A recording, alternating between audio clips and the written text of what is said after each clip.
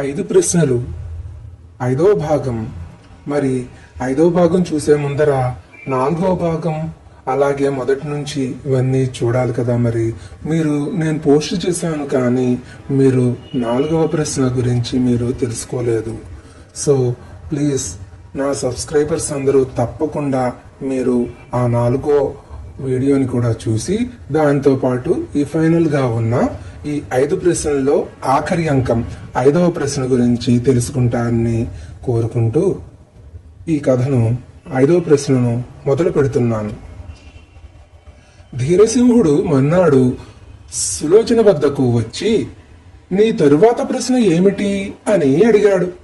సులోచన అతన్ని మర్యాద చేసి కూర్చోబెట్టి, ఓయి ధీరసింహుడా, ఇక్కడకు ఈశాన్య దిక్కున శబ్దభేది అనే పర్వతం ఉన్నదట. ఆ పర్వతం లోపల ఏమి చిత్రం ఉన్నదో, దాని అవతల ఏ దోషమున్నదో కనుక్కు రావాలి. అదే నా ఆఖరు ప్రశ్న అంటూ చెప్పింది. ధీరసింహుడు మునుపటిలాగానే ఆమె వద్ద గడువు తీసుకుని ఈశాన్య దిక్కుకు బయలుదేరాడు. చాలా దూరం నడిచి వెళ్లి ధీరసింహుడు ఒక వింత దేశంలో ప్రవేశించాడు. ఆ దేశంలో ఎక్కడా ఒక్క గోరి కాని శ్మశానం గాని అతనికి కనపడలేదు. ఈ విడ్డూరానికి ఆశ్చర్యపడుతూ ధీరసింహుడు పోయి ఒక గ్రామం చేరుకున్నాడు. అప్పటికి ధీరసింహునికి నకనకమని ఆకలివుతున్నది. ఏమి చేయటమా అని ఆలోచిస్తూ ఉండగా ఎదుటి ఇంటిలో నుంచి ఒక గృహస్థు యువతలికి వచ్చి అతన్ని కుశల ప్రశ్నలు వేసి ఆదరించి తన ఇంటికి అతిథిగా తీసుకుని వెళ్ళాడు. వడ్డన జరిగింది. భోజనాలు అవుతూ ఉండగా గృహస్థు ధీరసింహునితో, మీ దేశంలో మీరు ఎన్నో రకాల పదార్థాలు ఆరగించి ఉంటారు, కానీ ఈ పదార్థం మాత్రం రుచి చూసి ఉండరు అంటూ విస్తట్లో ఒక వైపున వేలు పెట్టి చూపాడు. అయితే అది ఏమిటి అని ధీరసింహుడు ఆశ్చర్యంగా ప్రశ్నించాడు. అదే నరమాంసం అని గృహస్థు జవాబు చెప్పే వరకు ధీరసింహుడు, పాపాత్ముల్లారా, అటువంటి పనులా మీ దేశంలో చేసేది అని కోపగించుకుని లేచిపోబోయాడు. అప్పుడు గృహస్థు అతన్ని సముదాయిస్తూ, అయ్యా, జబ్బు పడిన వాళ్లను, ముసలి వాళ్లను చంపి తినివేయటం మా దేశాచారం. అందువలనే మీకు అటువంటి వాళ్ళెవ్వళ్ళు, పోని అంతగా మీకిష్టం లేకుంటే ఈ పదార్థం తినడం మానివేయండి అంటూ అతనికి పాలు, పండ్లు, మరికొన్ని శాకాహారాలు తెప్పించి పెట్టాడు. గృహస్థు చెప్పిన ఈ బోగట్టా వినగానే అప్పటికి తెలిసి వచ్చింది ధీరసింహునికి ఆ దేశంలో ఒక్క శ్మశానం గాని ఒక్క గోరీ కాని ఎందుకు కనిపించలేదు.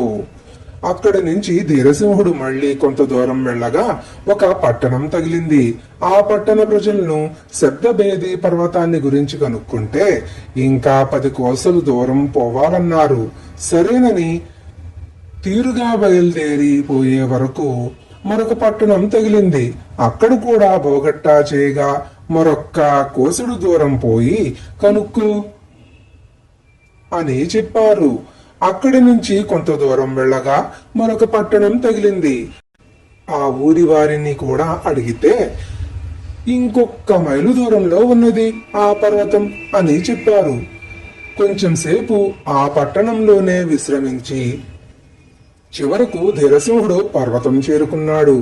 ఆ పర్వతం ఎంతో ఎత్తుగా ఉన్నప్పటికీ అతను ఎలానో శ్రమపడి ఎక్కాడు.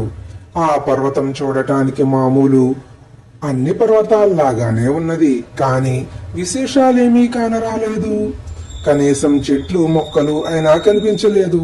పచ్చగడ్డి మాత్రం అంతటా పరుచుకుని ఉన్నది. ఆ పచ్చగడ్డి లేని చోట లోపలి నుంచి ఎర్రటి రాళ్లు తొంగి చూస్తున్నాయి.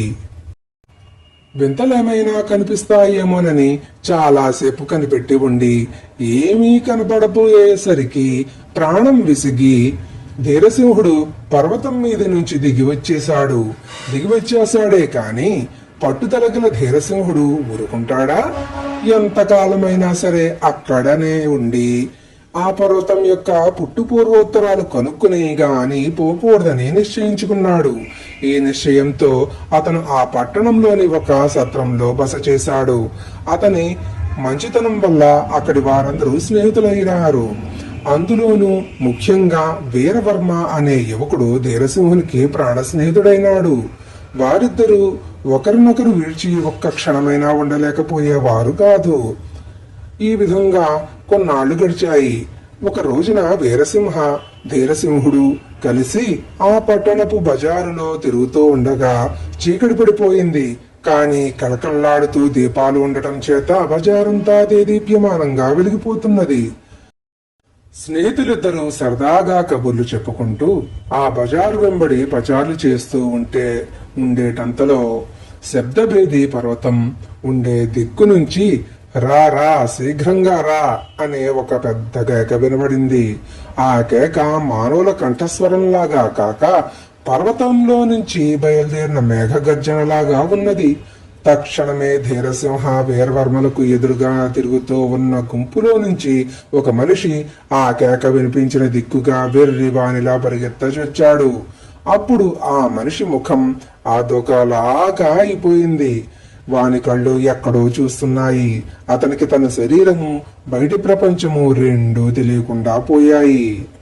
వాని వెంట ధీరసింహుడు కూడా కొంత దూరం పరిగెత్తాడు. ఇంతలో నలుగురు కలిసి వానిని ఆపు చేయగా వాడు వెనక్కి తిరిగి వచ్చాడు. తరువాత ధీరసింహుడు వానితో ఇంకెప్పుడు ఇలా చేయకు అని మందలించి చెప్పి స్నేహితుడైన వీరవర్మను ఆ కేక ఏమిటి అని, ఈ మనిషి ఆ వైపు పరిగెత్తడమేమిటి, దీని రహస్యం వివరించి చెప్పవలసిందని అతనితో ప్రశ్నించాడు. అప్పుడు వీరవర్మ అతనితో, ఓ ఈ నేస్తం, ఆ కేక ఎందుకు వస్తుందో ఎవరికీ తెలియదు, కానీ అప్పుడప్పుడు ఇటువంటి శబ్దం ఆ పర్వతంలో నుంచి వస్తుందని మాత్రం అందరికీ తెలుసు. ఆ శబ్దం ఎవరినైతే పిలుస్తుందో వాడు ప్రపంచాన్ని మర్చిపోయి పర్వతం వైపు వెర్రిగా పరుగులెత్తుతాడు. అలా పరిగెత్తిపోయిన వాళ్లలో ఒక్కళ్ళు ఇంతవరకు తిరిగి రాలేదు. వాళ్ల కోసం దుఃఖించి ప్రయోజనం లేదు. అందుకనే అలా వెళ్లిపోయిన వాళ్లను గురించి ఈ పట్టణంలో ఎవరూ విచారించరు అని చెప్పాడు. ధీరసింహుడు నలుదిక్కులా కలియచూచాడు.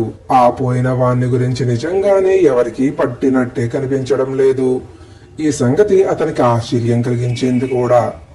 ఆలోచనలో మునిగి అతను తన బసకు తిరిగి వెళ్లిపోయాడు. ఇలా వారం రోజులు గడిచిన తరువాత మళ్లీ ఒక రోజున వీరవర్మ ధీరసింహుడు మామూలుగా బజారులో షికారు చేస్తున్నారు. మళ్లీ ఈ రోజున మునుపటి మోస్తరుగానే ఆ పర్వతం మీద నుంచి రా రా శీఘ్రంగా రా అనే కేక వినిపించింది. ఆ కేక ఎవరిని ఉద్దేశించిందో ఈసారి ఎవరి వంతోనని ధీరసింహుడు అక్కడ ఉన్న అందరి వైపు పరిశీలనగా చూస్తూ ఉన్నాడు. అతను ఇలా చూస్తూ ఉండగానే తన ప్రాణమిత్రుడైన వీరవర్మ అతని చేయి విడిపించుకుని పర్వతం వైపు వెర్రిగా పరుగులెత్తనారంభించాడు. అప్పుడు ధీరసింహుడు గ్రహించాడు, ఇప్పుడు వచ్చిన పిలుపు తన ప్రాణ స్నేహితుడైన వీరవర్మ కోసమేనని. సరి, ఏమైనా కాని ఈసారి ఈ పర్వతం యొక్క రహస్యం కనుక్కుని తీరాలే అని నిర్ణయించుకుని అతను విడవకుండా తన స్నేహితుడైన వీరవర్మను వెంబడించాడు. కొంతసేపటికి వారిద్దరూ ఒకరి వెనుక ఒకరు ఆ కొండ దాపునకు చేరుకున్నారు. ఇద్దరు కొండ ఎక్కటానికి ప్రారంభించారు. పైకి కొంత దూరం వెళ్ళగా వారికి ఒక బండరాయి అడ్డు వచ్చింది. వీరవర్మ ఆ రాయి అంచు పట్టుకుని దూకే వరకు ఉపాయశాలి అయిన ధీరసింహుడు అతని కాళ్లు పట్టుకుని అతనితో పాటు అవతలి వైపు దూకాడు. అదంతా పచ్చికతో నిండిన ఒక పెద్ద మైదానం.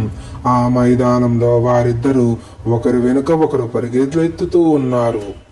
ధీరసింహుడు ఎన్ని కేకలు వేసినా అతని స్నేహితుడు పలకనే లేదు. ఇలా మరి కొంచెం దూరం వెళ్ళగా చూస్తూ ఉండగానే అతను ముందు ఒక 10 గజాల దూరంలో బ్రహ్మాండమైన శబ్దం చేస్తూ భూమి బద్దలైంది. వీరవర్మ దానిలో పడి మాయమైనాడు. వెంటనే భూమి ఎప్పటిలాగే మూసుకుపోయింది. చూస్తే భూమి బద్దలైన ఆనవాలు ఏమీ కనబడక పచ్చికతో మామూలుగానే కనబడి ఉన్నది. చేసేది లేక ధీరసింహుడు పర్వతానికి అవతల పక్కనే ఏముందో చూసి వద్దామనే ఉద్దేశంతో ఆ దిక్కుకి నడిచి వెళ్ళాడు. కొంత దూరం వెళ్ళేటప్పటికి అతని కాళ్ళు పట్టుకుపోసాగాయి. కన్నులలో నుంచి మంటలు బయలుదేరాయి. అక్కడ భూమి అంతా వేడిగా ఉంది. ఒక్కొక్క రాయి ఒక్కొక్క పెనంలాగా కాలిపోతున్నది. ఈ వెచ్చదనానికి కారణం ఏమిటా అని అతను ఊహిస్తూ మరికొంచెం దూరం పోయే వరకు అతని కళ్ళ ముందు ఒక భయంకరమైన అగ్ని నది ప్రవహిస్తూ ఉన్నది. ఆ నదిలోని మంటలు తరంగాల్లాగా లేస్తూ ఆకాశానికి అంటుతున్నాయి. ఇటువంటి నది ఎక్కడా చూడలేదే, దీనిని దాటడం ఎలాగా భగవంతుడా అని ధీరసింహుడు తీవ్రంగా యోచిస్తూ ఉండగా నిప్పుకి కూడా కాలని ఒక చిత్రమైన నావ ఒడ్డుకు కొట్టుకు వచ్చింది. అతను ధైర్యంతో ఈ చిత్రమేమిటి చూద్దామని ఉద్దేశించి దేవుని తలుచుకుని ఆ నావ ఎక్కి కూర్చున్నాడు. కనుమూసి తెరిచేటంతలో ధీరసింహుడు ఆ అగ్ని నదికి అవతల ఒడ్డుకు చేరుకున్నాడు. ఈ సంఘటనకు ఆశ్చర్యపోతూ అతను మళ్ళీ ఆనందంగా నడక సాగించాడు. కొంత దూరం పోయేటప్పటికి అక్కడి భూమి అంతా ధగధగా వెండిలాగా మెరిసిపోతున్నది. అక్కడ ఒక నది ప్రవహిస్తూ ఉన్నది. అందులో